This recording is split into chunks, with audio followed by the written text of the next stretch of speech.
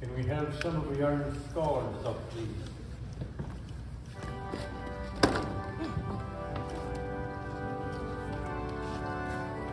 But they're gonna.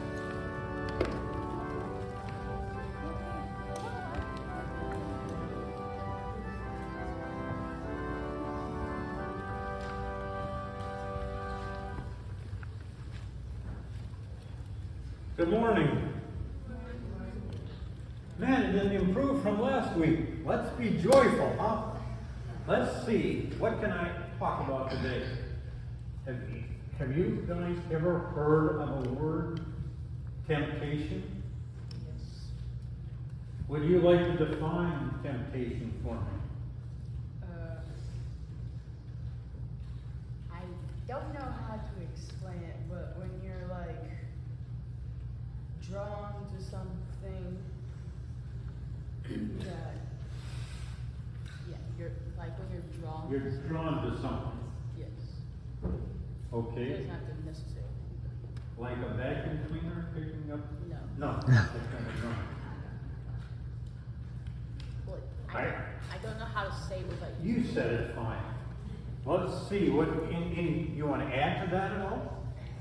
You want something, or you If- feel like you need it, If you want something and you feel that you need it, but might not need is temptation a good thing or a bad thing? it. Depends on what. Oh, very good. I thought you'd just say bad or, well, it depends upon what you're tempted to do. Can you be tempted to do good things? Yes. Then temptation is a good thing. Tell me, well, let's start with the bad. Is it possible that it could be a bad thing to be tempted to do? Yes. And what would that be? One thing. Stealing candy from a candy shop. Stealing candy from a candy shop. Okay? It's okay to steal it from a store like HEB that isn't candy? Well, it'd be wrong to steal candy anyplace. Wrong. Yeah, okay. What would be another bad temptation? Just hurting someone. Hurting. You want to get even with somebody or you're mad at them. That would be a temptation to hurt them or say something nasty. That's very good. All right, what's a good temptation? Maybe you want to go clean your room. You're tempted to clean. You're tempted to clean your room? Because it's that. That is so great. Are you ever tempted to clean somebody else's room? Or Not somebody else. no? Okay. What would be another good temptation? Tempted to help them out. And you could be tempted and then you decide, no, I don't want to do it, right? That could happen. In that case, temptation would be a good thing. Okay, well, you did really good, and you really got the point across very, very well. Temptation can be good or bad, but I think we'll talk about some bad ones today. Or should we talk about good ones? Last year, I talked about good ones. Give him a hand.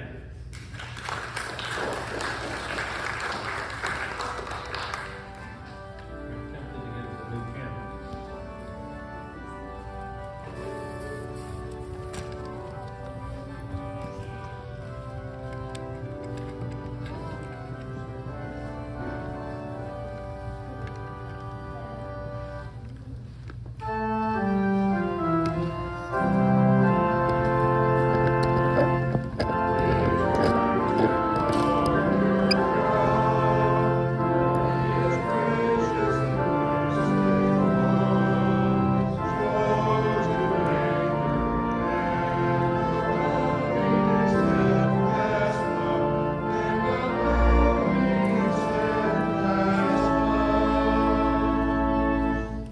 The Holy Gospel is written in the 4th chapter of St. Luke, beginning at the 1st verse.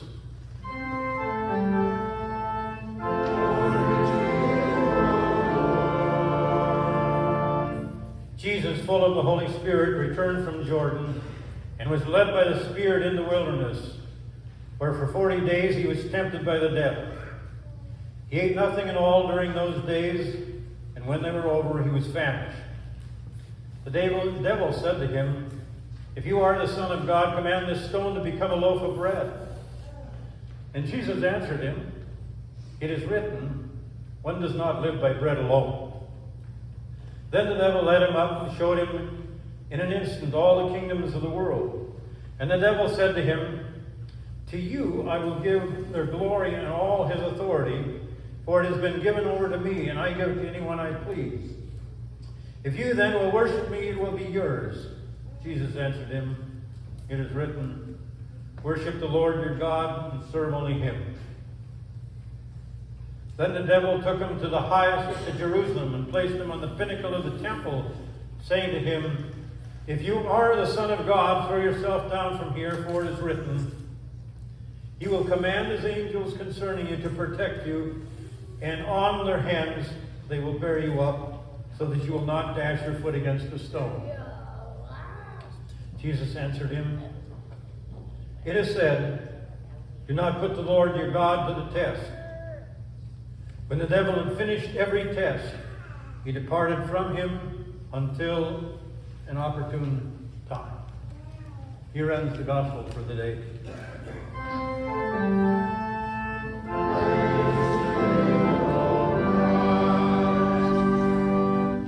Please be seated.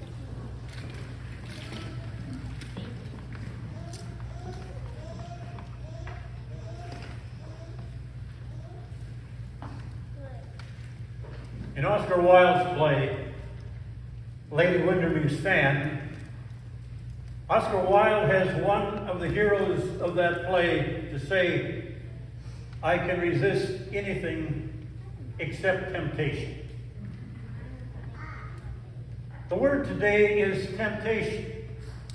And generally when we talk about temptation today, we usually hear it from comedians who like to joke about it, as if temptation is some sort of a joke. And so here's a few of the statements that have been made about temptation. Most people who flee from temptation leave a forwarding address. Most people who flee from temptation, opportunity knocks once, but temptation leans on the doorbell. And then from a woman comedian, women generally run from temptation while men crawl away from it, hoping it will catch up with them.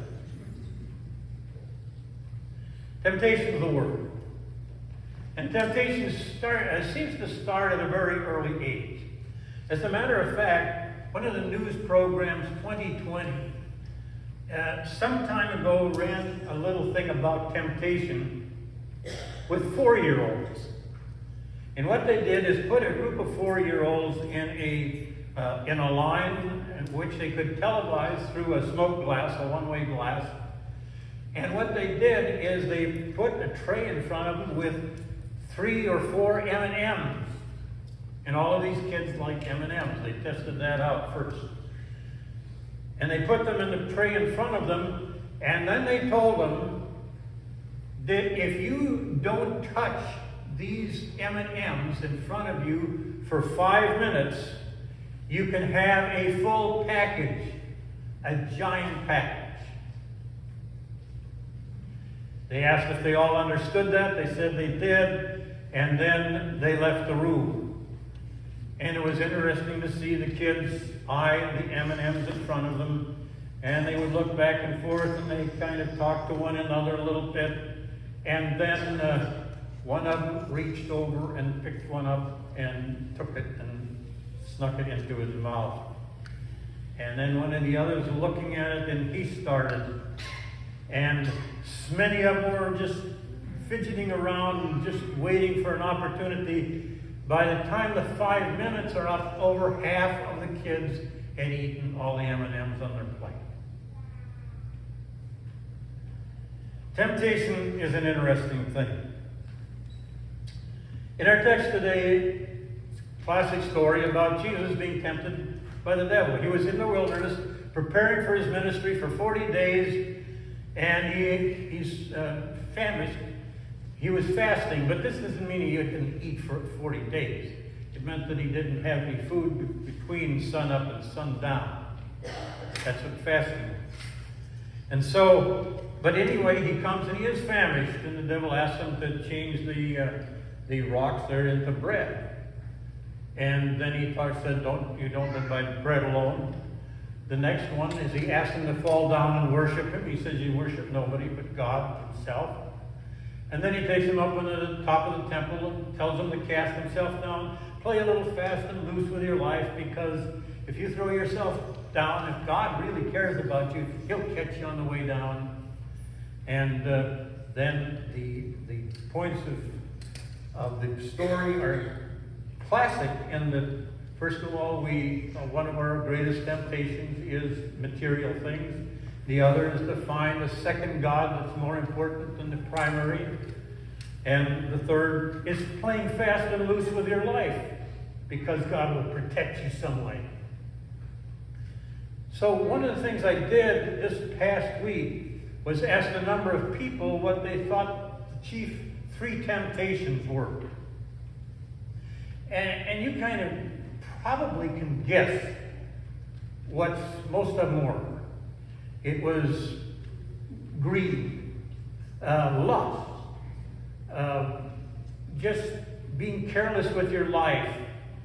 There were many, many that came up. And so I decided to take 3 of my own that I think are 3 of the primary temptations that we face that really mess up our lives. And you can listen to them, and on the way home today or during the next week, make a list of your own 3 temptations that are the toughest for you to overcome. And I'm really dealing with negative temptations. Last year the sermon was 3 temptations you shouldn't resist. The first, and I think one of the most powerful, is the temptation to not care. How often do you hear the phrase, I don't care? I don't care what anybody else thinks. This is what I think. I don't care if anybody likes me or not. I don't care what people think of me. I don't care, that's only an animal. It's no big deal. And see, if you begin to say to yourself a lot of times, I don't care, it's going to sink in and permeate your whole being. And one of the problems is that there's so many things that we don't care about. There's a lot of difference between I don't care and it doesn't really matter to me, but all are possible good things. I don't care simply means you've turned yourself off. Brian Tracy talks about the laws of attention. And he says, you try to ignore that which you don't value. And that's really the problem with saying, I don't care. You place no value on things that you really should. As a matter of fact, there's very few things that you shouldn't care about in your life. The second rule, he said, was sincere, attentive listening is the highest form of love and sensitivity. Most of us really don't care what anybody else says. We're so busy trying to get what we want across that we really won't listen to each other. And I can't even count on 10 fingers how many conversations I've had that have lasted for more than 15 minutes where the person really didn't listen to anything or didn't want to. Listening to another builds trust, which is the foundation of all lasting relationships. Got to care what people say, what people do, how people respond. But you got to care about what people do. And you got to care about what's going on in the world. I think the greatest problem that we have is simply not caring about too many things. Then I think the second temptation that is really, really strong is that we don't act. Even on the things that we believe we should do, we don't act. We don't do anything. James makes an observation in his book, in his gospel, in his epistle lesson. He said, what good does it do if somebody comes to you that's hungry and starving, and you say, oh, you pat him on the back and say, oh, be of good cheer, feel warm, and don't give him anything? What good is that? Even the heathens do the same thing.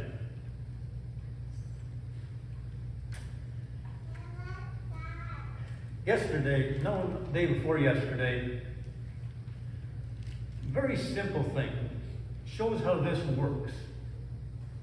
I was at the parking lot at Costco, about to go in the store, going in with friends of mine who were visiting. And as I was walking down the road, there was a woman there that, I'm sure those bags must have been 40 or 50 pounds, that she was putting into the trunk of her car. And I saw that she had put in 3 or 4, and she was struggling with another one. There were a few more to go. And my initial reaction was to say, I really need to go and help her. She's struggling with that. Kind of a little woman. And I know she was struggling with the bag.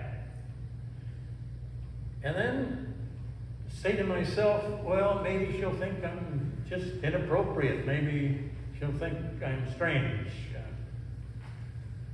So I just passed on and did nothing. A little thing that I've been thinking about all week.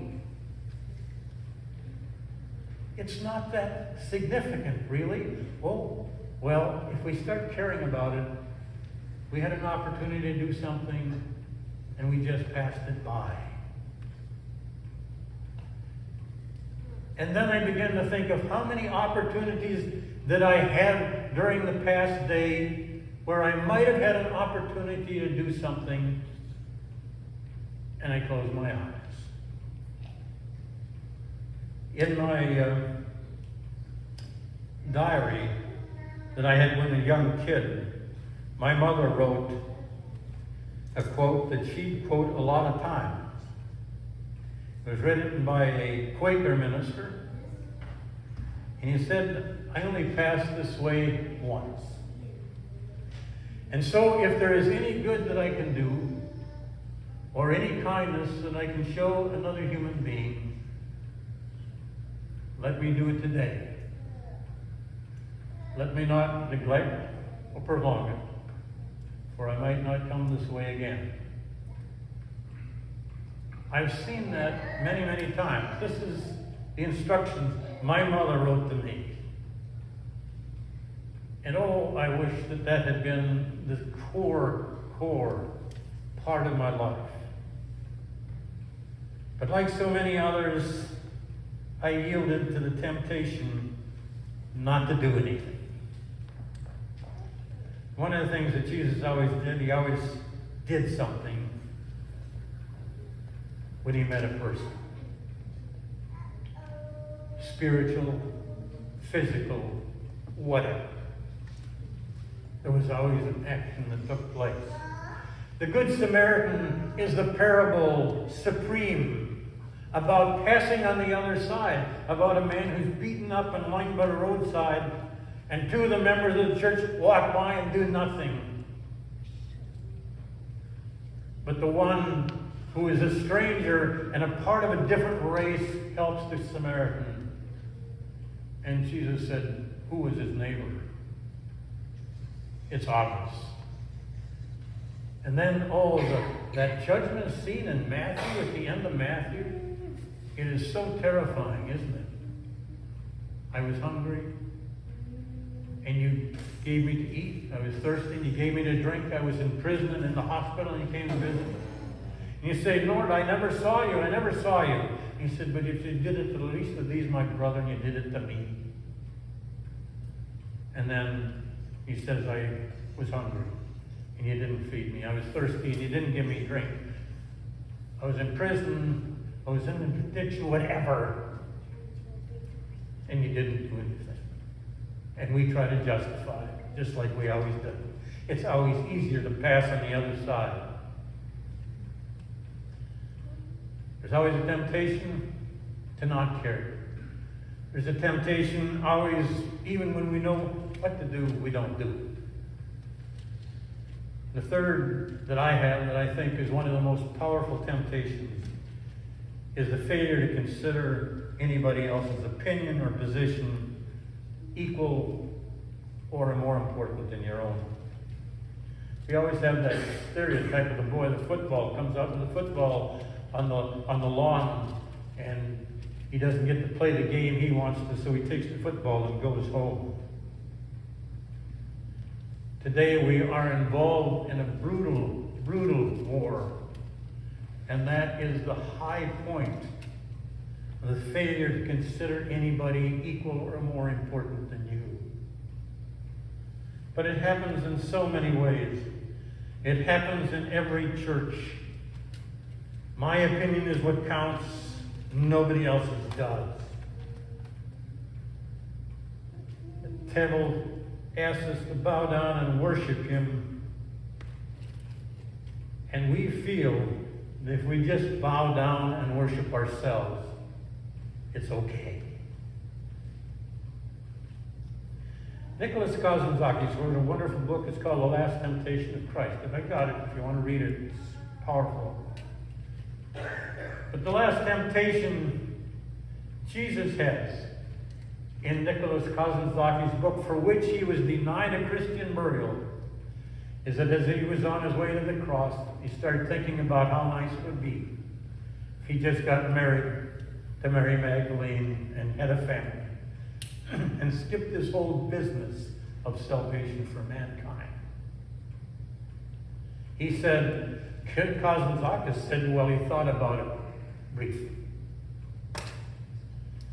And for that, he was denied a Christian burial. Later on, they said they forgave him his sins and buried him back in the cemetery as if that's going to make a lot of difference.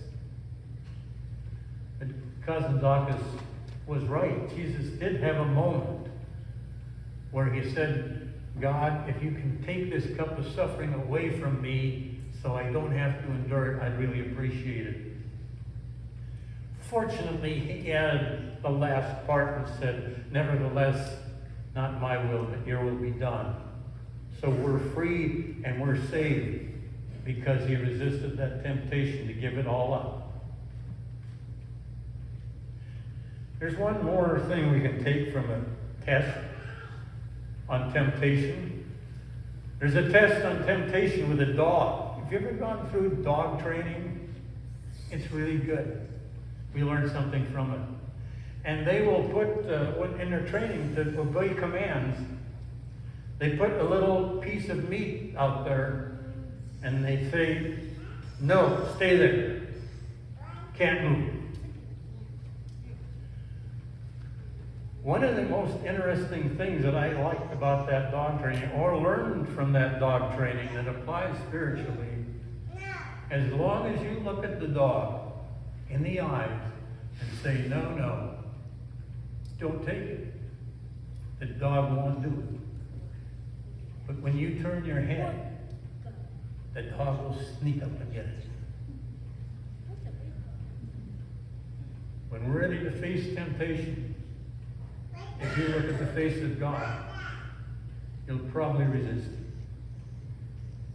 But if you turn your head, the resistance is gone. You think of your own ideas of temptation today. I think they are these. Temptation not to care, not to act. And to consider other people's opinions or positions or status in life less than your own. Lead us not into temptation. Amen.